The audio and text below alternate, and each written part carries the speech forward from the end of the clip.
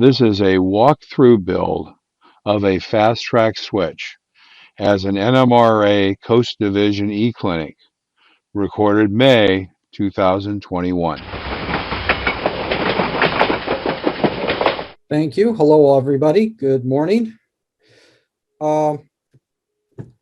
First of all, I want to point out that fast tracks is in some ways to me the equivalent of Athearn shake the box kits. It's a way to speed up the process of building turnouts. However, it's not like when you today go out and spend $56 for a built-up model that's super detailed, freight car and everything else. You can do it that way if you have money coming out of every body cavity, but you don't have perhaps the satisfaction of doing the work. But do you want to do the work of bare knuckles? You just have some little sticks of wood, some pieces of rail and a file, and you build your turnouts that way? Or do you buy them ready-made? I think everybody can see I have my iPad set up to look at the workspace for this demonstration. I had heard about fast tracks, believe it or not, from Bruce Chubb, because I'm an old CMRI user, and was talking to Bruce, and he pitched it to me. And so I got into it and found out that for me, and this is the thing for me, because I think this is very individual, it is a nice balance between putting some of myself into the track work and getting track work done with a reasonable amount of effort and time.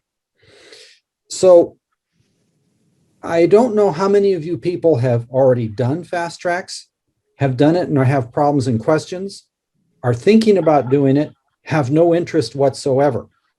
And to accommodate that, what I propose doing here is I want to do Q&A and a quick discussion. Then there's the back part of our meeting today is usually, show what you're modeling, this sort of stuff. And for those that want to get down into the weeds, after that, I can get into actually building a complete turnout from pre-made parts or from scratch if somebody wants to ride along with me. And so I'll just let, people can tell me what they want to see. But to start with, we have the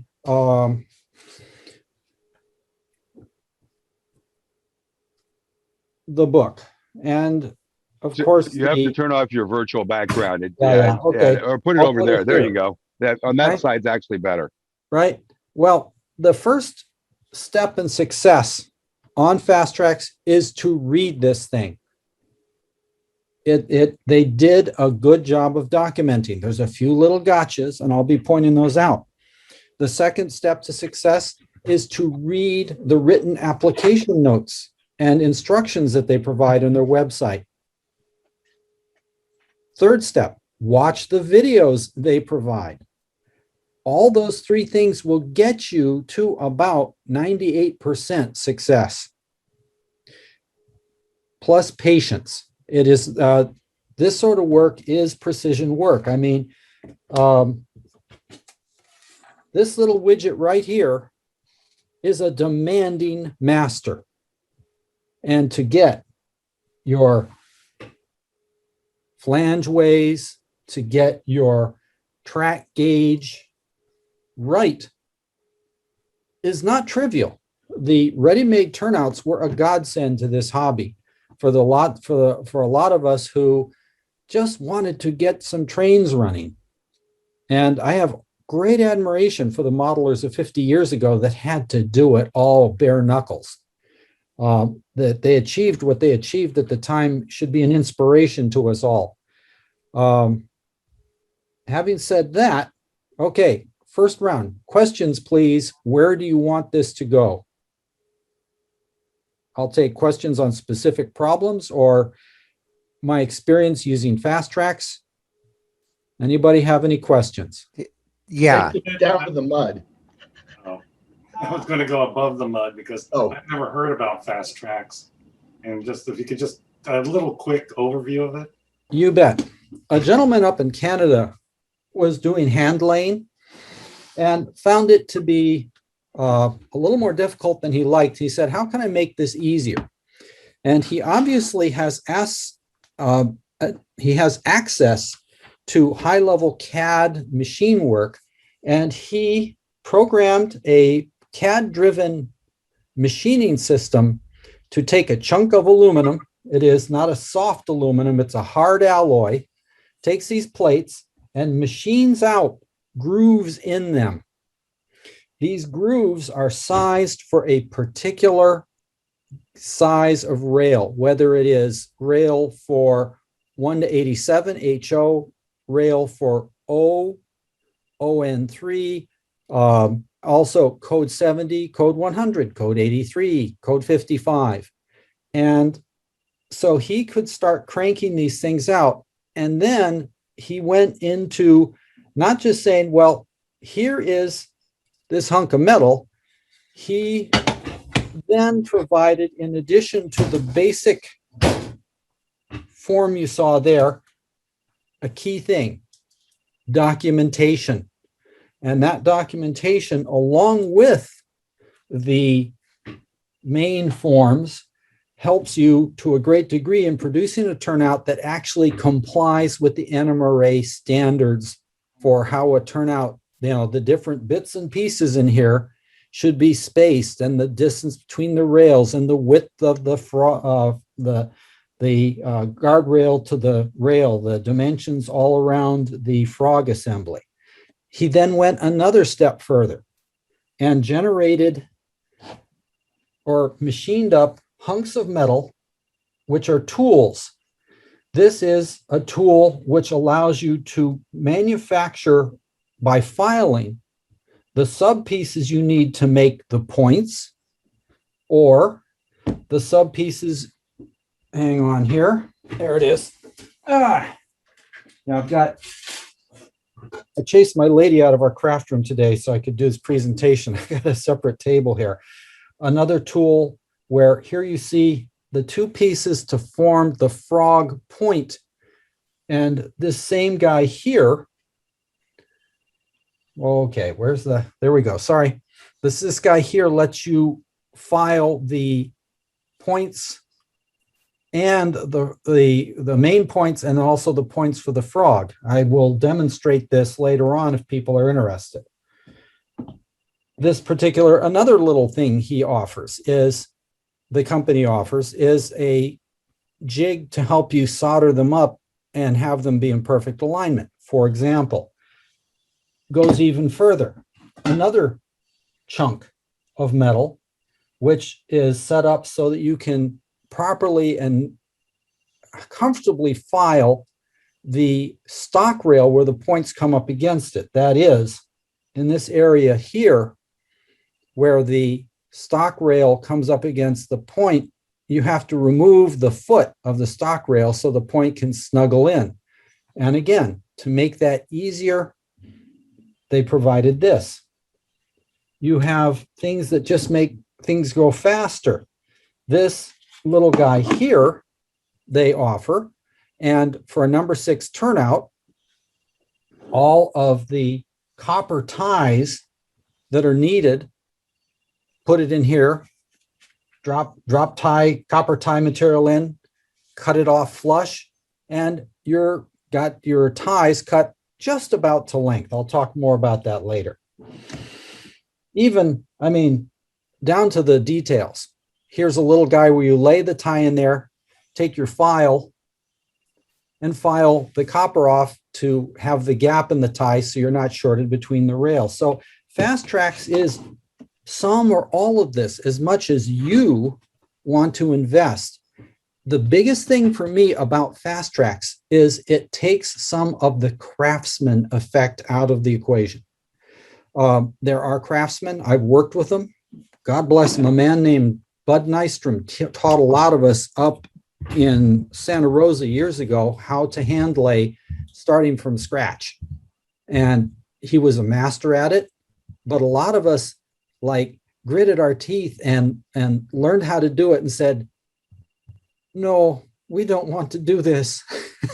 This is not fun. He could do it. Some of the rest of us, if we really focus, could do it.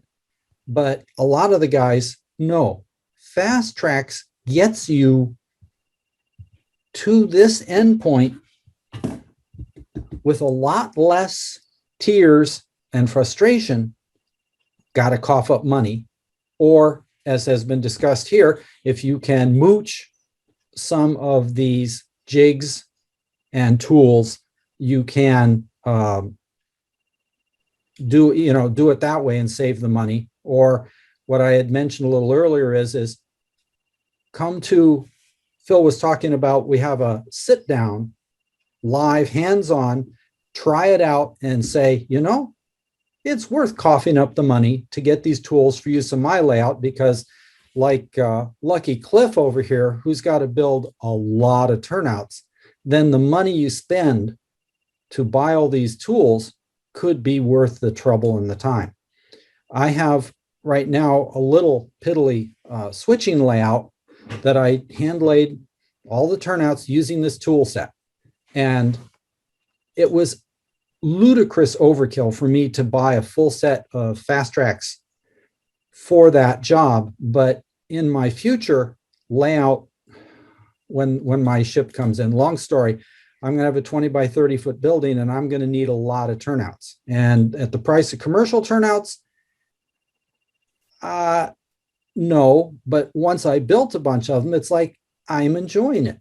And so for me, Fast Tracks is a reasonable balance of cost and convenience while providing a quality product. Now, having yammered at you all like that, does that sort of give you an idea, sir?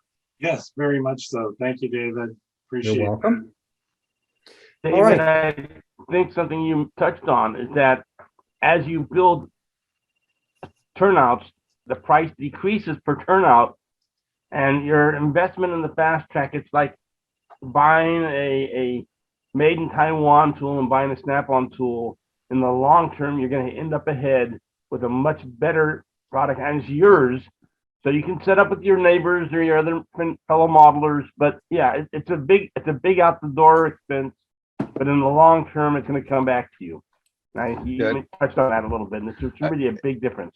And I think the interesting way to think about it is that it's really all about precision. It is that thing that it's precise. I remember doing sous vide, this concept of sous vide cooking, where you cook things in water that's the temperature you want the food to be at. And they talked to the guy who runs the French Laundry. He said the whole thing about that cooking technique, it's all about precision.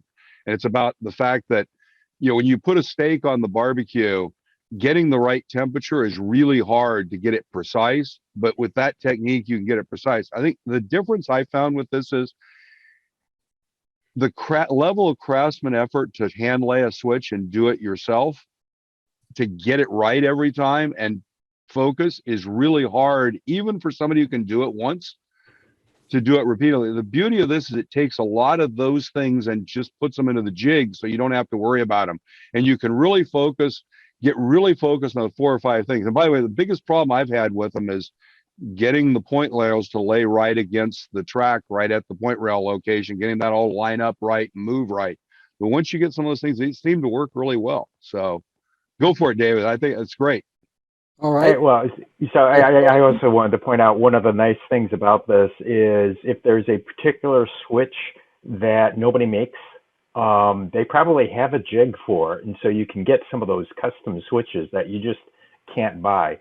To me, what really attracted me to this is, the scale of economy. I'm going to have a lot of switches, but it takes the repetitive task and makes it less of a burden.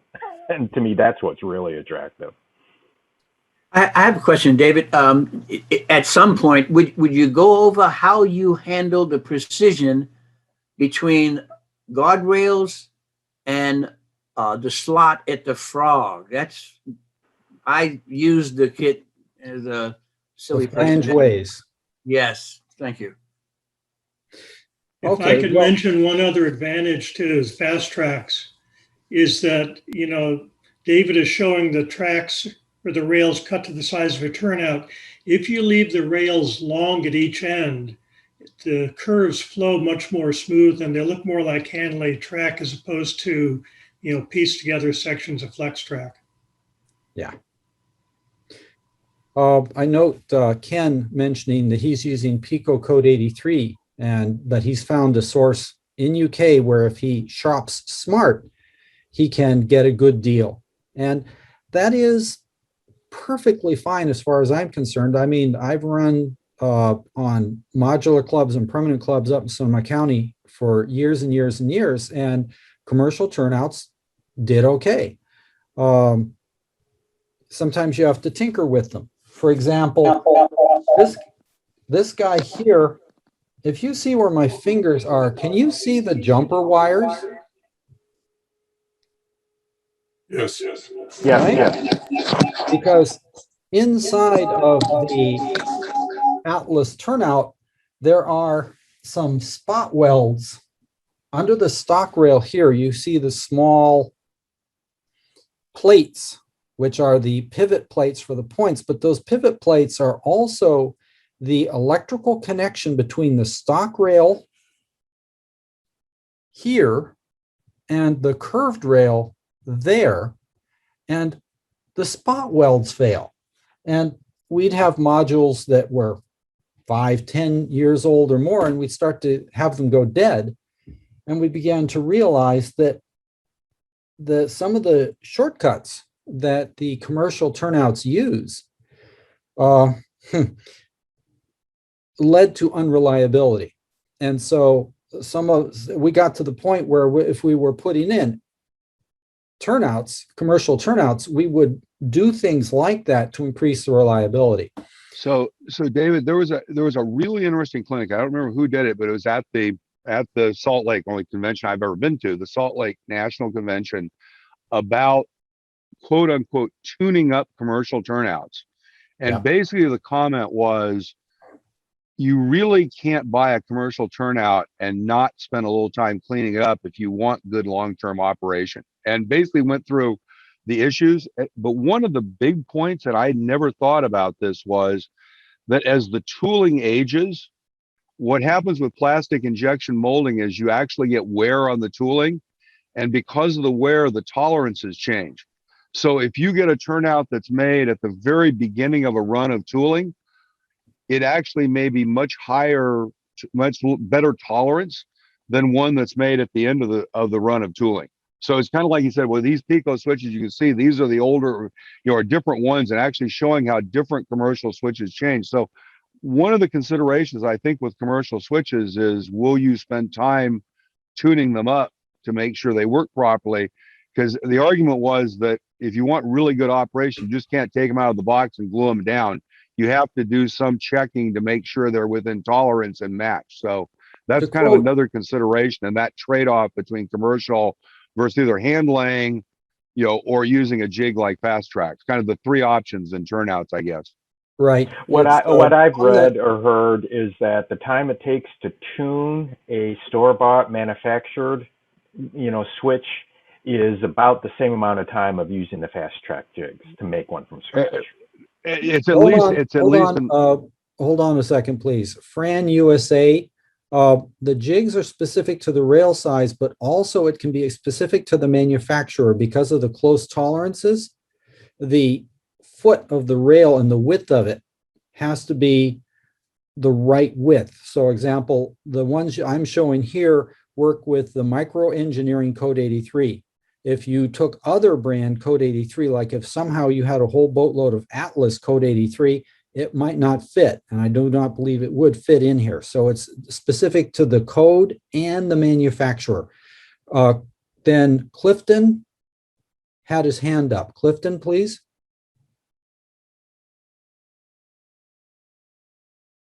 Turn off your mute. Yep. So I have a couple of comments and a couple of questions.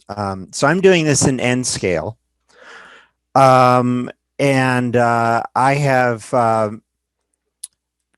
contacted Fast Tracks, and because you use a standard, well, the jig calls for a standard size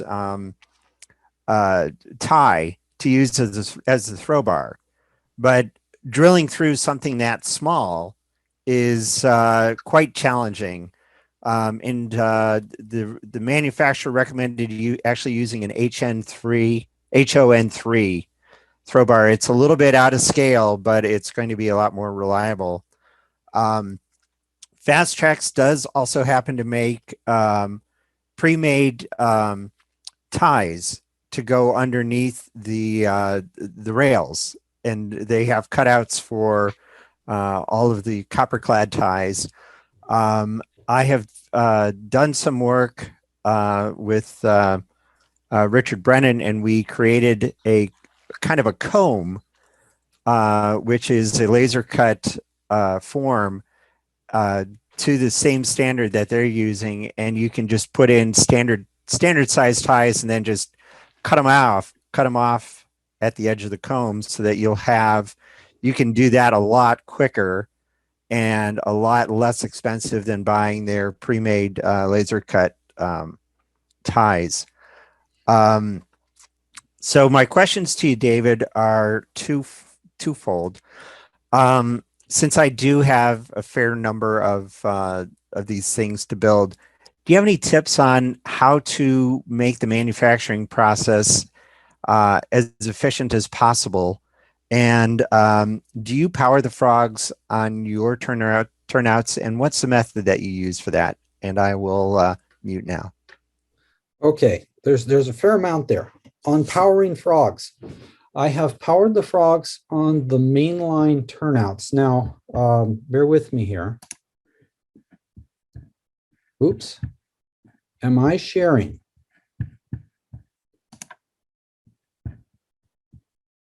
Phil, can you give me sharing, please?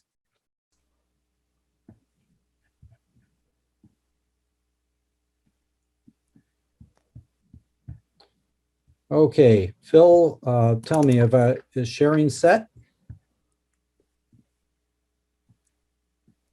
I'm not even sure. I think Phil's offline. Phil's not there at the moment. Oh, are you guys seeing on has my face been, the picture with my face and the train, has that been replaced with track work? No, not yet. No, it has not. I think because you're spotlighted, it might be having an impact on that. Oh, there's Phil. Phil, can you give me sharing, please? Sorry, I didn't turn sharing on. I didn't even think about it because you were having two screens there. There you go. Now it's on. Okay, y'all want sharing on the screen where my face is. Yeah, you're just share. When you share, you just share. Doesn't matter. Share I took the spotlights off. Let's see, desktop. Okay. Now, come on. Share. Bear with me here. Allow Zoo to share your screen. Oh, for God's sakes. You're on a Mac. Yeah. You have to go into security and allow Zoom to access your. Yep. On it. Bear with me, gentlemen. Everybody knows the Mac versus PC sharing things now on Zoom. We've all learned. It's that nice. It's actually nice Mac security. Mac actually gives you the chance to say yes or no before it happens. Yeah. It's a bit of an inconvenience, but you realize it's done actually for your protection. Oh, okay. It's forcing me to quit and reopen Zoom. Okay, I'm not going to do that. I don't want to cause. What were you going to share? It's images of the actual track on my layout. Ah, okay. Never. Then that's something we can't share. Okay, so let's going back. Let me get that out of the way. Okay, deny. On powering the frogs. I'm powering the frogs on my main line on this 16-foot layout, partly just so I could get the practice on what work it would take. I'm using the tortoise switch machines for my mainline crossovers and the crossover that leads into the industrial area. I powered those. I'm just using the tortoises. On the non-mainline turnouts in the yard area, the industrial area, I should say, I am going to power the frogs. I did on a prior test track I built. I'm looking at it here in the room. I connected up to my DCC setup here in my workshop. I powered the frogs using the ground throws from, help me here. Who's the common ground? Who everybody uses that ground throw? The name escapes me. Central Valley. Industries. Caboose. Yeah. Caboose. Caboose Industries. I tried the Caboose Industries switch machines, ground throws that have the electrical switch built into them. I do not feel comfortable using them in. Run away. They don't seem to be all that great from what I've seen where they get used a lot. Right. Yeah, their contacts don't hold. But guys, if you haven't tried the frog juicers, I mean, so use the Caboose, the basic Caboose sprung ground throws with the fast tracks. That's what I did on one of the modules, and then you just use the frog juicers to juice the frogs. Everybody knows what a frog juicer is? Yeah. Yeah, the frog juicer is that little board that basically will determine if when the wheel hits, if it's shorted, it flips the power, the DCC power to the frog. And so it automatically will go to the right level for the frog. I think they're about. If Phil, you want to spend the money per turnout, right, they are about $12. I think they're 12 to 14 bucks a turnout for one of those. Okay, can you guys see what I'm holding in my little fingers here? Yep. No. This, There thank you. Okay, this is a single pole double throw switch that I found on the internet for cheap, and I'm going to set it either right next to the ground throw's throw bar on the back of the ground throw, or I'm going to set it on the other side of the turnout throw bar on the side opposite to the ground throw, where that throw bar moves back and forth as you throw the turnout. And I will let the throw bar operate the lever and use that. This is my experiment, and power the frog, because this thing cost about 20 cents. And it's small enough where if I paint it silver and tack it down, I think it will not be too objectionable in terms of appearance. But that's what I'm going to try for myself on powering the frogs. Now, the fact is, I have a consolidation steamer that I've set up that I'm running right now, and some other diesels. And the frogs, by the way, here is a bunch of the Fast track copper ties. Fast track copperhead ties. I'm finding them very, very good quality. Very pleased with those. You get a good amount of those for your money. But that's what I'm going to try, Cliff, for powering the frog. Now, you had other questions, Cliff. Ask them again, please. The other ones I didn't answer. So the big question was, given the scale of manufacturing that I am about to undertake, what tips do you have to make the process either faster or more efficient? And the two go together. Yeah. Oh, yeah. The faster and more efficient, I think, is answered by one, spending the money to buy these little accessory tools that they offer, because they do make it faster, more efficient. Two, build more than one turnout at a time. More specifically, build the components one at a time. And this has two benefits. You're more efficient. Plus, if you start to get into building a guardrail, well, you just sit there and you're doing the same operation with the same tools and stuff, and you can just go bing, bang, and make them. Or making here you see the pre-built, I have a pre-built point here for this number 6 turnout I may make for folks who are interested today.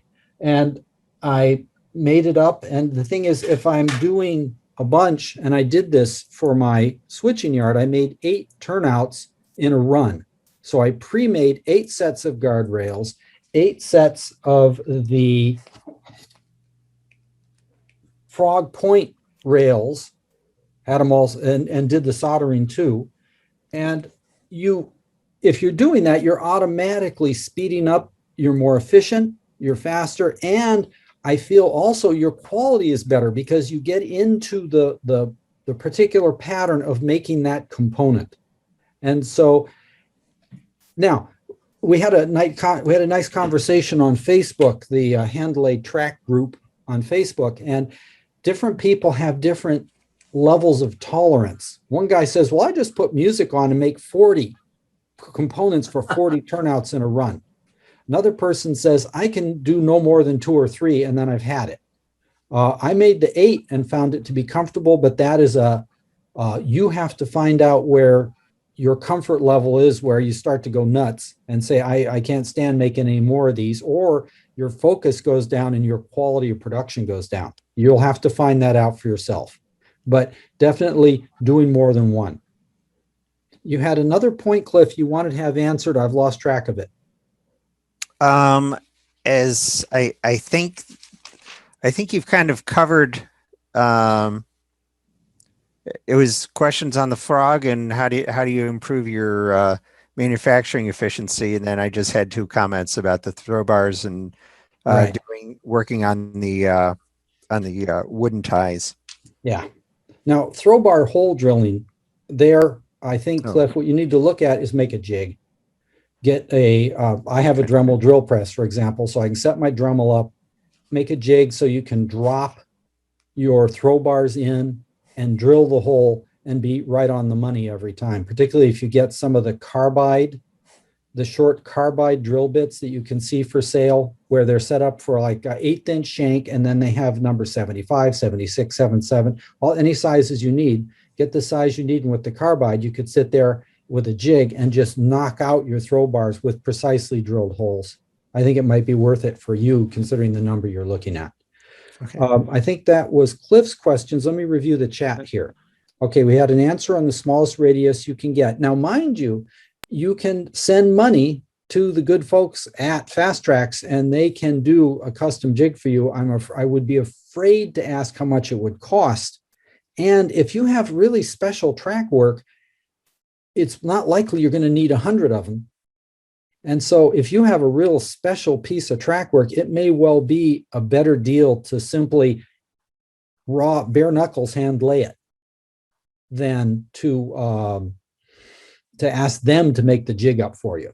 I think this jig, these tools really pay off when you've got to do a lot of turnouts. Well, the other thing you can try is, so these are two turnouts. This is a code 100. Let me turn off my video, my thing here.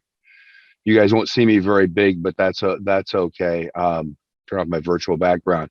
But if you go on Fast Tracks, they actually have templates. I can pull them and show you in the share, but this is a code 100. Not seeing you at all, Phil.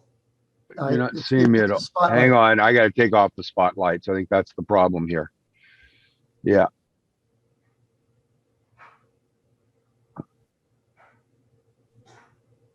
There you go. There we go. Okay, so now I'm going to spotlight. So this was a code 100, and this was done, and if you actually look at the back, you can almost see it on the ties.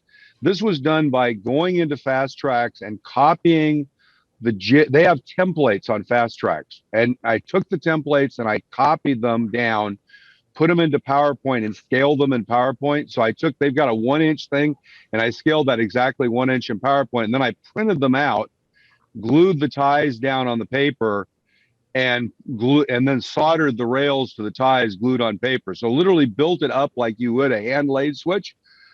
If you have one turnout you need and you don't want to buy the $100 jig, you can do it that way. You just basically, you lay the straight rail and you use their templates to build everything.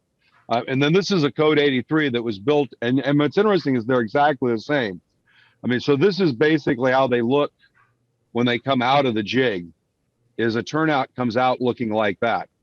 And so one of the cool things is you just build 10 of these and just carry them and then put them on the layout. And what I did was I just laid them on, and I glued the wood ties right at the points where they would go, glued the wood ties down on the layout, put the drop wires on this, and then just laid it in and glued it down as a completed unit, all wired up. And it turns out it's pretty easy to do that way. So, and this one you can see doesn't even have doesn't have a throw bar on it. That was kind of came off. This one actually does. But So. did you use the Fast Tracks jig to file the angles? Yeah, I bought the same thing that David did. I bought the two pieces. I just bought the number 5 because it's ON30, and I figured that was good enough. But yeah, it was basically the same things, and yeah, it's a great deal. Back to you, David. You're muted. You're muted, David. Dave, you're muted. There, that better? Yeah. Michael Adorni points out a custom fixture from Fast Tracks for something unusual, figure $1,000 or more. So there's that. Steve Van Maren noted you want to make sure the copper ties are free of any sort of corrosion before you go to solder. We can talk about soldering separately.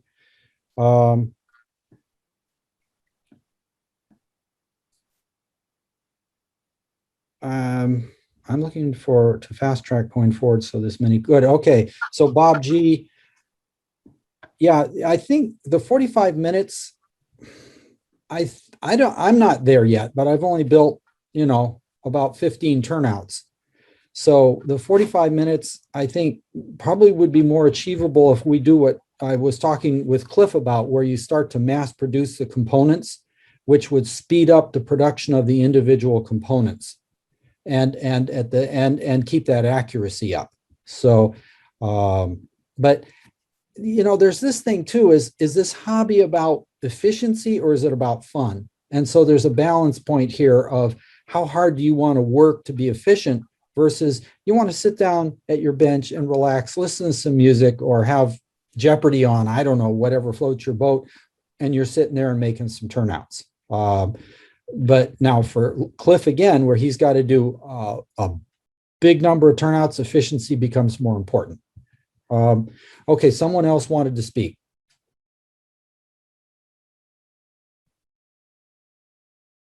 Was there somebody else that popped up in there and started to bring something up? If there's a blank, I have a question. This is Bob Moore. Go, Bob.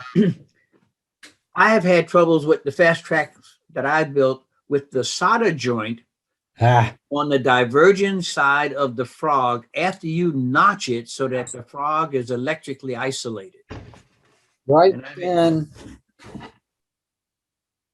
right. Oh, can you return spotlight to me for my, there we go. Thank you, Phil. You're talking right in here. Is that right, Bob? Yeah, well, where you'd gap it to electrically isolate frog. Yeah, where you're there we go, up in there, between those two copper ties. Right. Now, is the problem that you're not getting electricity, that the whole frog is not one electrical unit? No, the problem is where you have the two copper ties next to each other, the solder joint there is so fine that, after a couple runs, one or the other will simply break. It simply just won't hold up. All right. And I've changed my solder between using regular solder and silver solder to see if it holds better, but that's been a bucket of grief for me. I'm in the same boat. What I've struggled with most in trying to make tracks is the soldering. I've spent 50 years soldering. I can probably provide a little bit of information on soldering. Whether we want to include it in this discussion, Phil, do you want me to branch out into that? My soldering iron is here and set up. I mean, it's an interesting.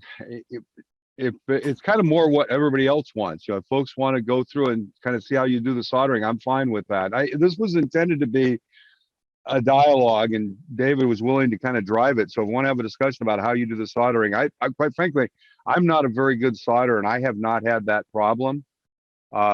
What I have had a problem is you have to be really careful not to peel the top layer of the PC board off if you're not careful in certain situations. But David, if you've got your solder, you want to go through how you do a top solder on a tie and go through how you make that work. Okay. the, I think, okay, so we've got one thing here, which is soldering problems with fast tracks. Is there any other folks though that have fast track questions, general fast track questions here? Love those pregnant pauses. Hey, Phil, sorry to jump in and out real quick. I was had other stuff going on this morning, but I'm here for a few minutes. So cool. This is just intended to be a kind of can be a drop in too. It's not anything formal here. So if everybody's cool, I think I'd like to throw it back to Dave for anyone who's interested in kind of doing a little more detail on the soldering and that on the fast tracks. Does that make sense for everybody? We'll throw it back to David and let him go through that. Spend some time on it. I think that makes we're kind of at the point where I don't think anybody's got anything else to share. So David, I'm going to put your desktop spotlit for everyone, so it's really full size, and I'm not going to have your other camera on, so you can go for it. And you are now in the detail presentation.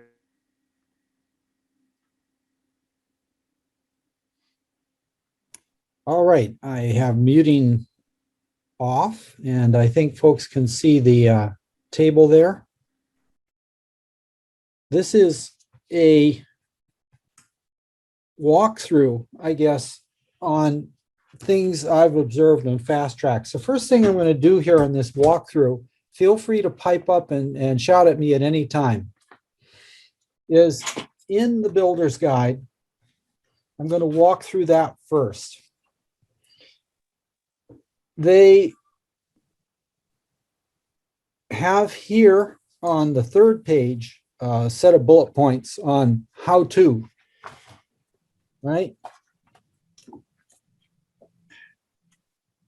You want to go through these guys. They're all full of good information. And so they're to my mind, they're important supplements for the this book, is those supplements. Here they give you a good indication of the different points of interest that you need to be aware of. Now, tools and supplies. The quick sticks number 2 here, I note it's optional, but it's really a matter of how much money you have to spend, how much time you want to spend. They are an excellent product and work very well. I am a little bit choking on the cost if I have to do 50, 60, 70 turnouts to use quick sticks on them all. Later I'll discuss workaround. The mill file here, that mill file, when they say sharp, they mean sharp. You do not want to dig an old file out of a toolbox somewhere that's been used badly. You really want to get a good file. I just went out, having not paid attention to that instruction, I had indifferent results until I went out and bought myself a brand new Nicholson file, a 10-incher as they call out here, and I'm only using it for building turnouts. That's all I'm ever going to use it for, because it needs to be sharp. And so and don't forget to get yourself a file card to keep it clean. Yes, file card or a wire brush. Although what I've found, sir, is that just where is it? It's here in front of me. Ah, right. You don't have to quite spend the money on for filing this sort of material that we file here. This is just a used toothbrush. I shorten the bristles and it is good, and it does a good job. But yeah, you've got to keep, indeed, thank you. That's Bob, right? Yeah. Yeah, you got to keep your file clean. The triangle file is useful. You'll see that a little later. Now, a points file, it turns out they're hard to find these days because cars no longer have points. But getting your mitts on a automotive point file is useful for that final touch up on the tip of the points on the turnout, not automotive points, but the point. Flux is here you're using acid paste flux, which you do not want to then use on some circuit board you're soldering to, because the acid in there will eat your circuit board up. I think that may have been my problem with those two joints beyond the frog. I was using the non-acid flux paste, but the acid flux, it cleans it. Yeah, it's more aggressive, and that's a plus and a minus. When you're doing like plumbing work where you're dealing with big, heavy chunks of metal, the bit of extra corrosiveness isn't an issue. But and in doing electronics work, you don't use it. Use a rosin flux. But here they recommend acid flux.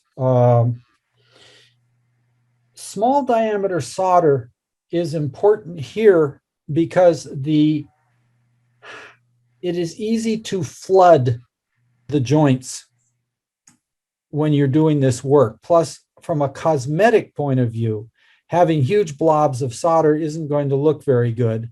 So small diameter solder is important. Now, they recommend a certain soldering iron here. And this is, I'm not going to go off too much here, but we'll talk more about soldering when I actually get to soldering here in the demo. The Xuron rail cutters are excellent tools. You can just sit there with your Dremel tool and cut stuff. The Xuron speeds up the process and does a good job. Now, the jeweler saw, I found that their recommendation for a fine-tooth jeweler saw to make the cuts, come here, these cuts and these cuts. I had a terrible time. I actually bought a new jeweler saw in the fine blades, and I just did not find it worked for me very well. The teeth would catch on the thin edges of the flange and just hang. And I couldn't get it to, it fought me all the time. And I did that for a little bit. And then I said a few bad words, broke out my Dremel tool with one of the fine, thin cutting discs and went back to with the Dremel. And that's a matter of a little back in that craftsman sort of thing. What works for you? Just a comment for the smaller scales. One of the guys in our ON30 group bought somewhere some very fine cutting discs that are diamond based. They're actually significantly thinner than the ones from Dremel. I use the Dremel ones ON30 and they're fine. But if you're an N, you may want to use those. I don't know what the number is, but if anyone's interested, ping me in the chat and I'll see if I can find out from John what they were. He bought a package of them that were actually even thinner to cut those gaps. Right. Now, the hand drill here would be if you're trying to drill holes in your throw bar. The drilling, well, we've all fought with drilling on fine number drills. There's different ones that are appropriate, different tools. We'll just leave that as it is.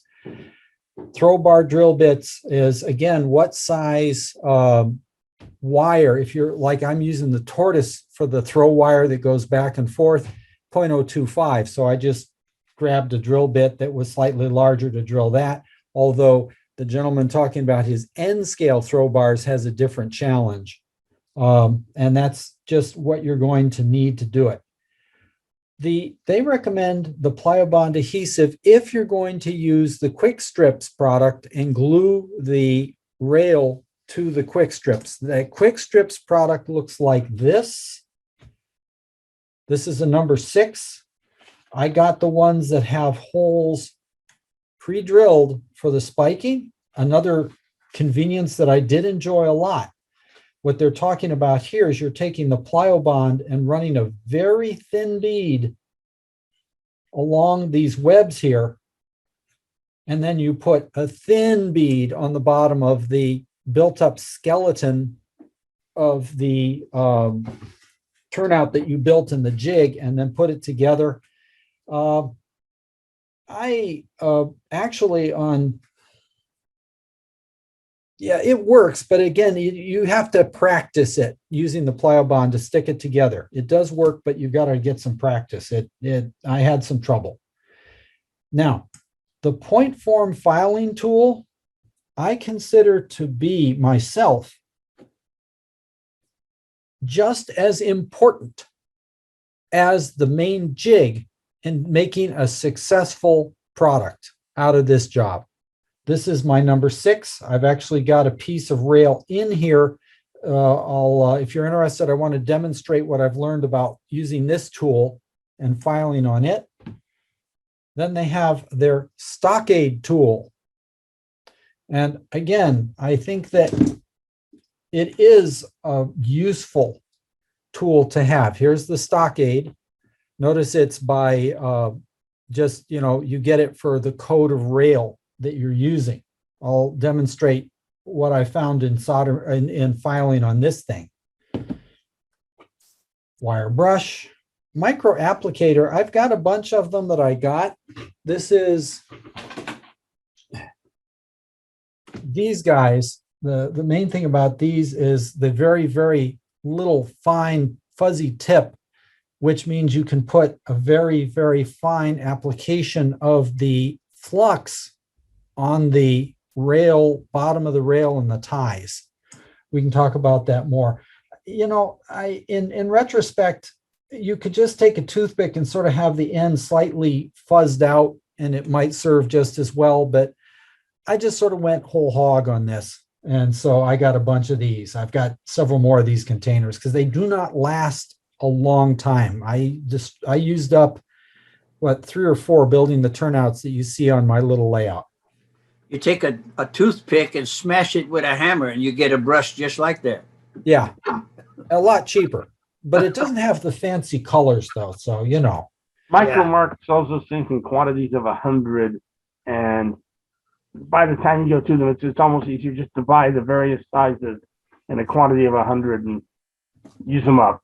Yep. Thank you. So I could have saved some money.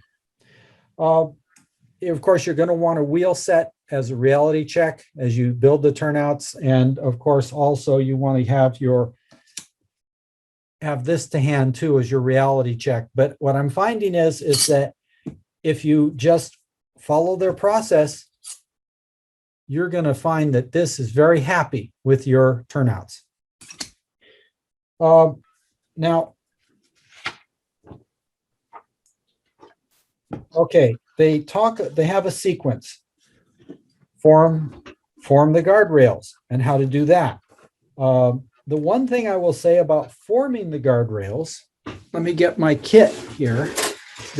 I've built a set of pre-built parts for this demonstration. Okay, form guardrail, right? Where's that? There. Now you can see the slight bends, but the one thing I would add is to take the top of the guardrail here and put a 45 bevel on it. And this is more for when you are cleaning the track, that it doesn't catch whatever you're wiping the track with. So I knocked both ends of the head of the rail, just put a 45 bevel on them, and that just kept them from catching on whatever I was wiping the track with. All right. On forming the frog point. The frog point is the 2 pieces of rail that come together and form the core of the frog. They've got again, very good illustrations here. What we're talking about is forming this piece right here. You can file it by hand, file it by eye, file it using a template, but I will say that using the point form tool that you see here made the job so much more precise. And this I have a piece of rail in here, and look at how it's standing up there. This is one thing where you do really need to pay attention when you put the part in here, both in terms of its movement, where you put it back and forth in this guy, and that when you put it in here, I'm going to loosen the 2 screws.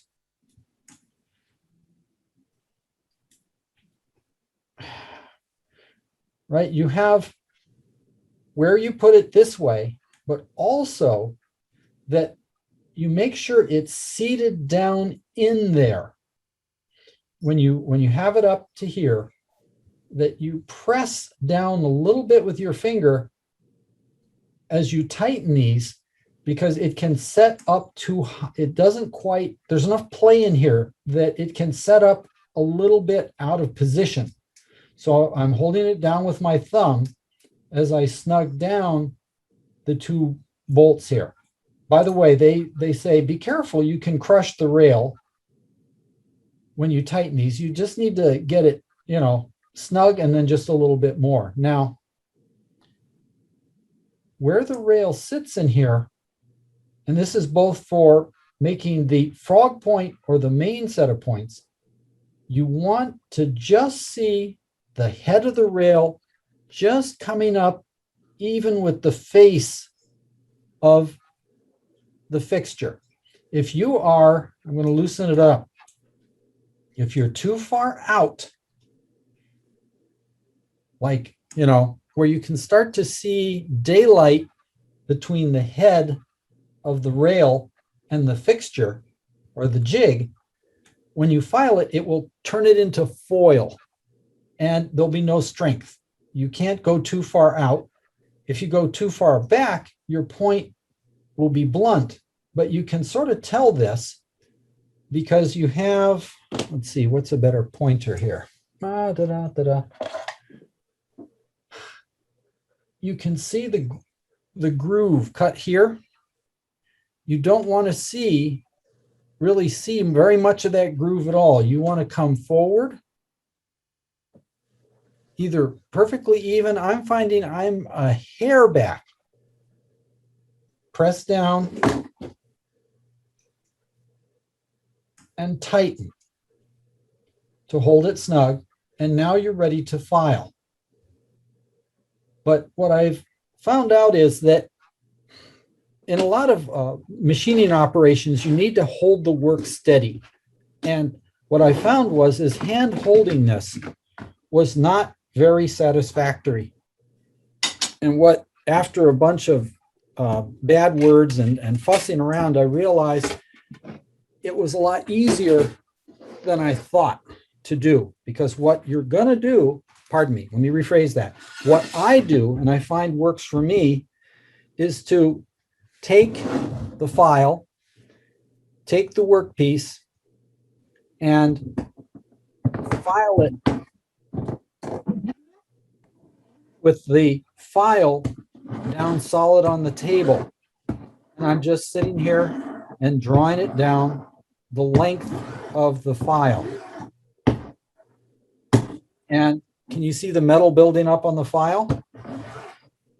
And doing it this way, it seems as though it's maintaining a much better alignment of the tool and the file, so I get a nice flat cut, a nice even cut of the piece of rail that I'm working here. And as the rail wears away, as the rail is cut away, you have the much harder metal of the point form tool, and it begins to just slide because you're no longer removing rail material, and so you can tell when you're getting there. David, yes. I know it's stating the obvious, but you are running that lengthwise with the tool, not across the tool. Is that correct? That's right. And I was doing it wrong at first. I was going at an angle, and that's not what you're supposed to do. And they do mention that, but indeed, you want to run it lengthwise. And now the thing I had to watch out for is the piece of rail sticking out here.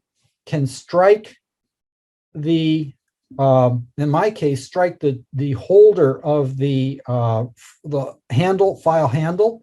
So I carve the file handle at a slope, and on long pieces, when I'm doing the points, I will literally bend. You see what I just did? I just bent that rail, chunk of rail, so I don't stand a chance of hitting anything. And then when I'm done, I just straighten it back out. But this is what you get, right? Just took it down. Doing it by hand, I found I didn't have good control, but by having the file down there, that allowed me to do a better job of filing either the main point or this frog point. So this is a filed frog point using the point form tool. Same thing for the main point. Now, one thing about filing fine pieces of metal like this, the rail curls. I don't know if it's going to have trouble focusing. There we go. The rail is now curled this way because of the filing. This is one of the challenges in doing this work, is the rail becomes not straight.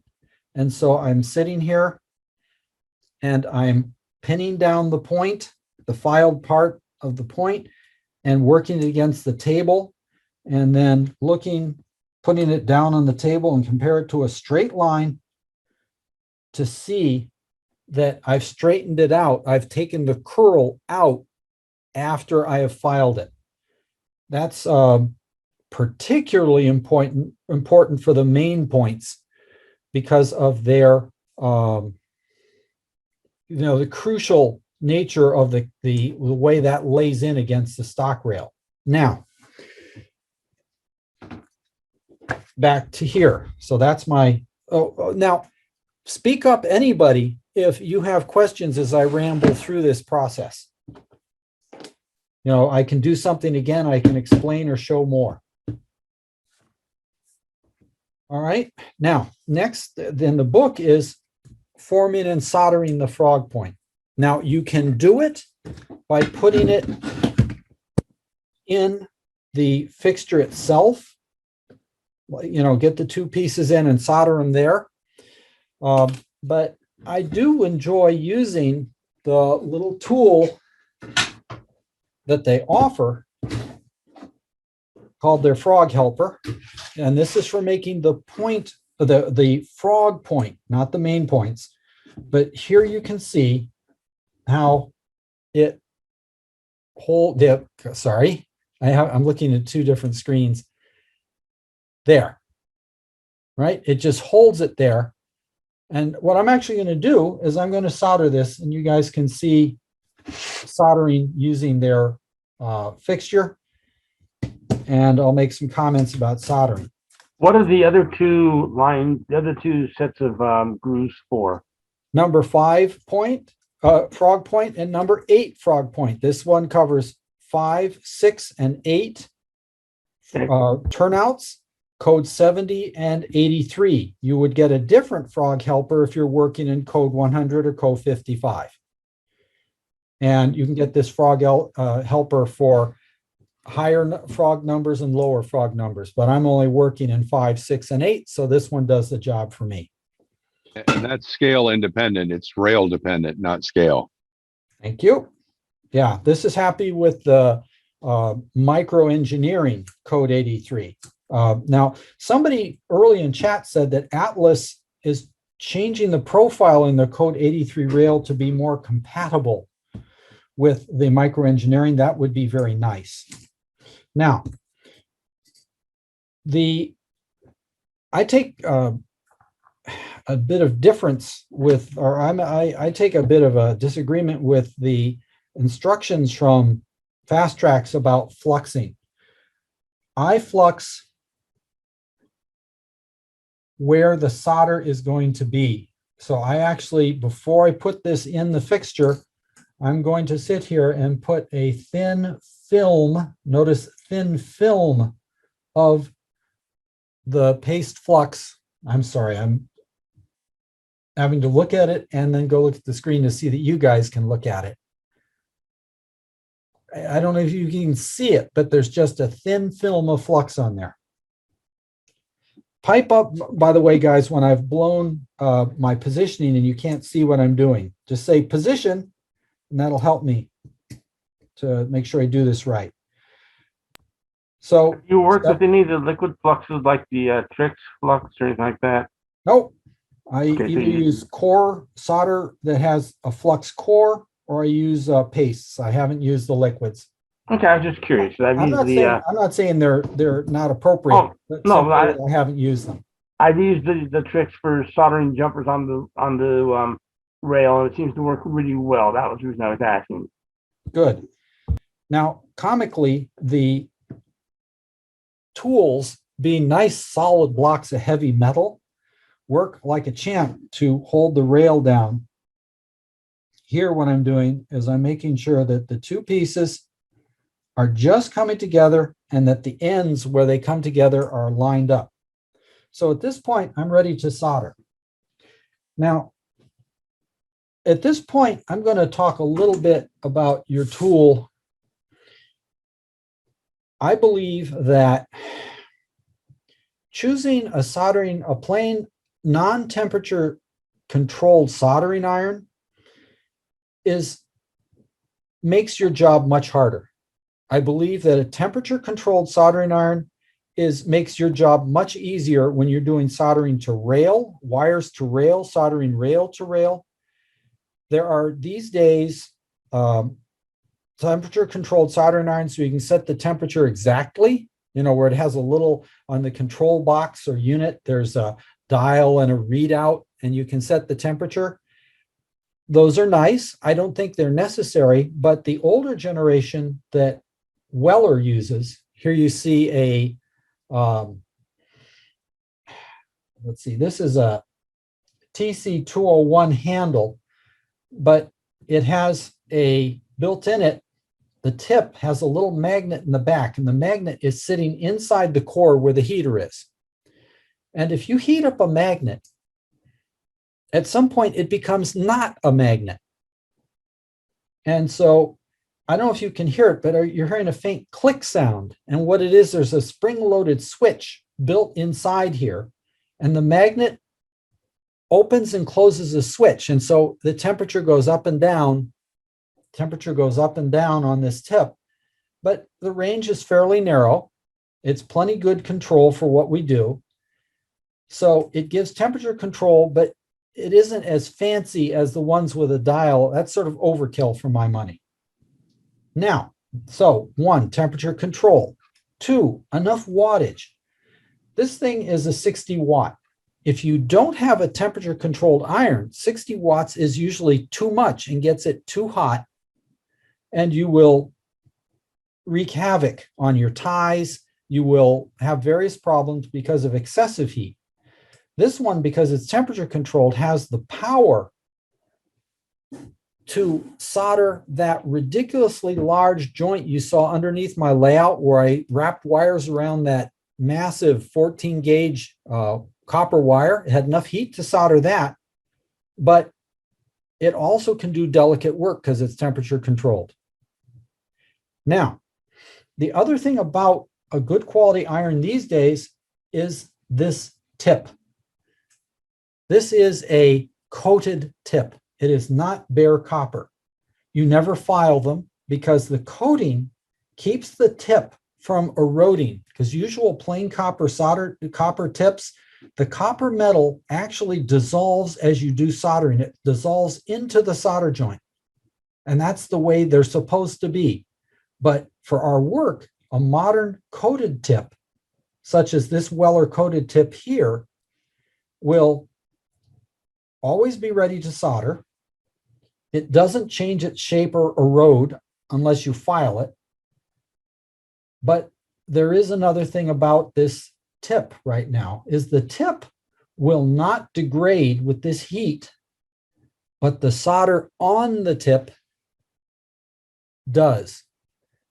If I sit there and let this solder sit for a while, it will actually begin to burn. Let's put it this way. It's you know, we use the term corroding, but the solder will actually start to burn up, and its quality for use turns into garbage. So Position. over here, yes. Just bring the image back into the camera, please. Yeah, position, sorry. Okay, you can actually, let me wipe the tip clean. I have a damp sponge over here. It's part of the base station for this solder. Can you see the difference between where the tip is? I make sure I don't burn my fingers here. Can you see how the tip is shiny where it's coated? That's ready to receive solder.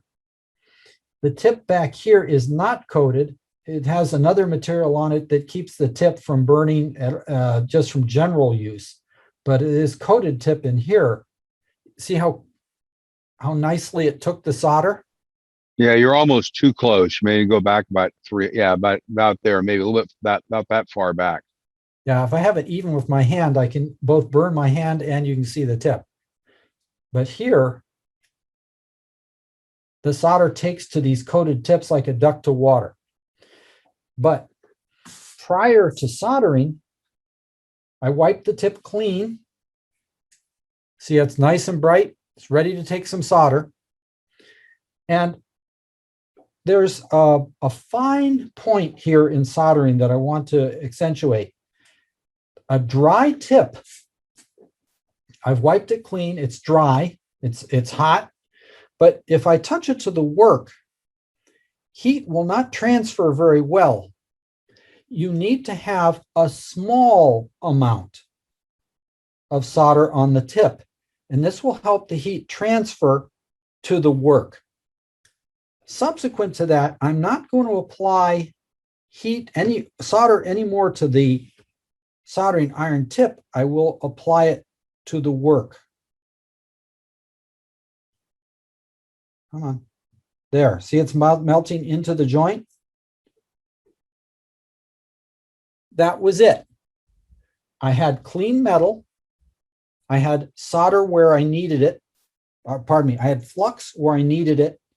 I had a clean tip with a small amount of fresh solder, apply it to the work, and then apply whatever additional solder is needed into the joint. That is using the Fast Tracks item to hold the item still. And here you see the completed piece. Yeah, there's some solder on top. You can file it. I just sit there and take the back of my X-Acto and scrape off any excess.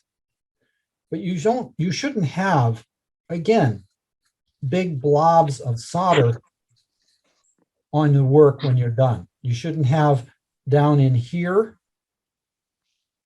full of solder. That should all be empty and clear. Somebody's got to have questions, watching me do that. I've got a question. If you can hear me. Yes. Are you, with that Weller iron, are you modulating the wattage with that iron? No, you're modulating. Okay, it has a fixed wattage, but it's turning on and off to maintain the temperature around the range specified by the tip that you buy. You can buy 700-degree tips, 600-degree tips, 800-degree tips. I use the tip that is 7, which is, it holds around 700 degrees temperature. Thank you. And so it's modulating, its output is 60 watts, but it's turning on and off to hold the temperature where you want it. And then if you need a lot of heat, like when I was soldering onto the big thick copper wire that's the DCC bus wire, it sucked all the heat out of the tip got colder, and then the switch closed and it just pumped heat in full power. as long as I was drawing heat off the tip. Does that make sense? Yes, thank you. Yeah, temperature controlled irons make our job easier. The quality of your soldering will be better. All right, so voila, here we are, the frog point, the frog point ready to go. So that's the frog point. Now, I'm just checking the type of solder you're using is the acid or the rosin core? this is rosin core solder. I find Thanks. that for this particular work with this iron and using, well, I'm using flux and flux here actually, because did you notice I use the right? I just grabbed this stuff. Now, the Fast Tracks people offer some flux too, similar sort of stuff. But my solder I use